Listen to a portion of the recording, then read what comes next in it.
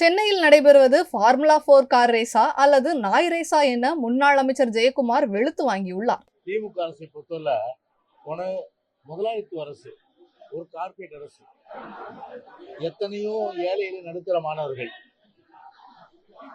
பல பேர் ஒரு திறமை பெற்று அவர்களுடைய அந்த திறமையை வெளிக்கொணர்கின்ற வகையில் பல்வேறு போட்டிகள் நடத்தி அதன் மூலம் ஏழை எளிய நடுத்தர மாணவ மாணவர்களுடைய அந்த ஒரு விளையாட்டு திறனை வெளிக்கொணர்கின்ற வகையில் ஒரு அரசு செய்கின்றது ஒரு நல்ல விஷயம்.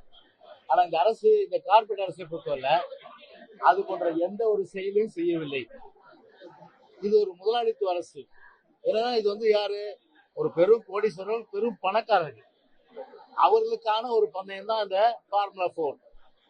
சரி, ஃபார்முலா 4 அந்த கார் பந்தயம் இன்றைக்கு ஏற்கனவே எங்களுடைய கழகத்தின் சார்பில் கழக வழக்கறிஞர் பிரிவு செயலாளர் திரு இன்பதுரை அவர்கள் வழக்கு தொடுத்து அதன் அடிப்படையில் ஏற்கனவே அரசு பொறுத்தவரை 48 கோடி ரூபாய் செலவு பண்ணிச்சு.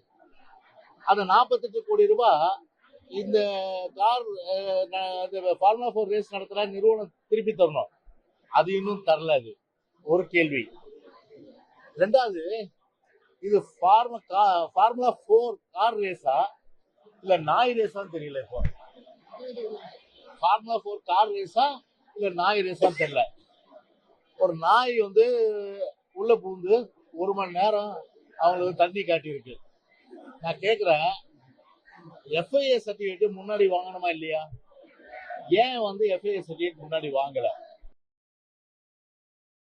செய்திகளை உள்ளது உள்ளபடி தெரிந்து கொள்ள ரெஃப்ளெக்ட் நியூஸை சப்ஸ்கிரைப் பண்ணுங்க.